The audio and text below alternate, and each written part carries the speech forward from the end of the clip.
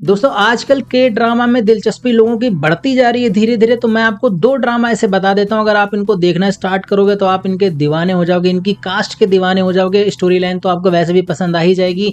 तो पहला ड्रामा है माई डीमन और दूसरा है क्वीन ऑफ टीयर्स। अब दोनों की खास बात यह है कि दोनों की जो स्टार कास्ट है, मैं तो कहता हूँ आप 16 एपिसोड इनको देखते देखते ही निकाल दोगे, इतने कमाल के लगते हैं स्क्रीन पे। खासकर जो लड़के हैं तो लड़कियों के दीवाने हो जाएंगे और जो लड़कियां हैं वो लड़कों की दीवानी हो जाएंगी।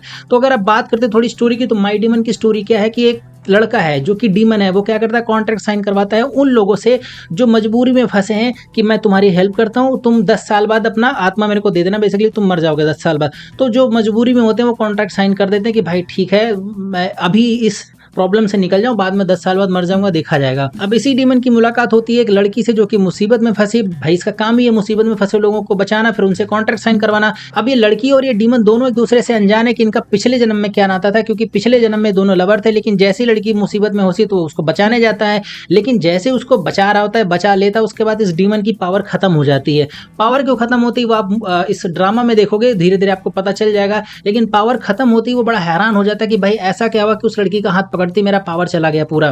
फिर उसको पता चलता है कहीं से अगर उसको दोबारा वापस पावर चाहिए तो उस लड़की से उसको दोबारा प्यार को मतलब उसके साथ रहना होगा, तो धीरे धीरे उसकी पावर आएगी। तो जानबूझ के मतलब अभी उसको नहीं पता कि दोनों पिछले जन्म में क्या थे, लेकिन भाई उसको अपनी पावर चाहिए तो वो लड़की के साथ मिल जाता है। अब स्टोरी धीरे धीरे आगे बढ़ती है, लेकिन अब पता चलता है कि वो लड़की के इतने सारे दुश्मन है, क्योंकि बड़ी कंपनी की सीईओ है, तो लोग उसको मरवाना चाहते हैं, तो भाई उसकी हेल्प करता है। अब स्टोरी में धीरे धीरे डीमन को आखिर पता चल ही जाता है कि जो लड़की है वो उसकी लवर थी पिछले जन्म में।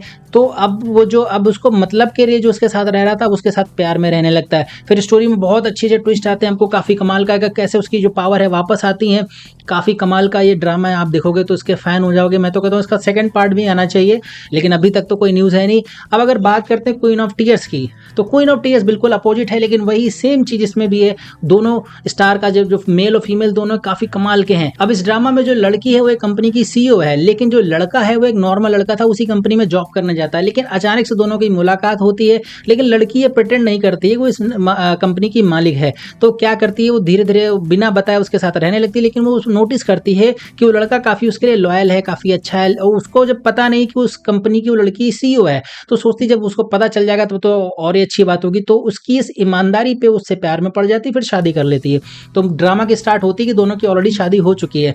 लेकिन जैसे स्टोरी आगे बढ़ती है तो आपको देखने को मिलेगा कि इसमें दोनों आपस में अब इतने फ्रस्ट्रेट हो चुके हैं एक दूसरे से, तो तलाक लेना चाहते हैं। अब जैसे ही तलाक की बात सामने आती है इस ड्रामा में, जो इंटरेस्ट आपका और बढ़ जाएगा, क्योंकि अब दूसरी तरफ जो लड़की को भी गिराने वाले लोग हैं उसकी फैमिली की, कोई लड़की सगी नहीं है उस फैमिली की, तो उनको गिराना चाहते हैं कि जैसे पूरा शेयर कर लो या पूरा कंपनी अपने हथियार से। वहीं दूसरे लड़का जो है वो इस लड़की से पीछे छुड़ाना चाहता है, क्योंकि पक चुका है भाई इस लड़की से।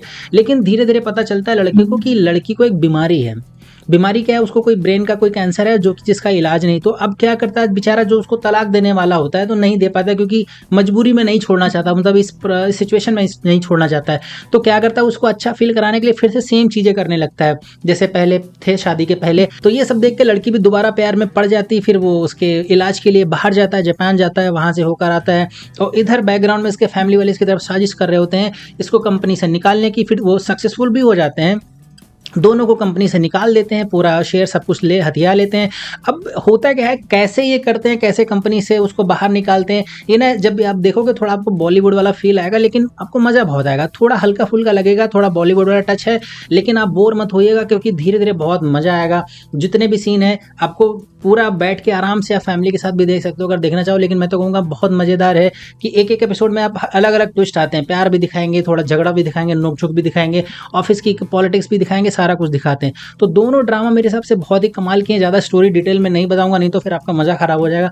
लेकिन अगर आपके पास टाइम है और के ड्रामा में आप थोड़े इंटरेस्टेड हैं, तो आप इनमें से किसी एक या दोनों को प्रेफर कर सकते हैं, आप निराश नहीं होंगे। तो सब्सक्राइब कर लीजिए, मिलते हैं नेक्स्ट वीडियो में ऐसी और वीडियोज़ के लिए।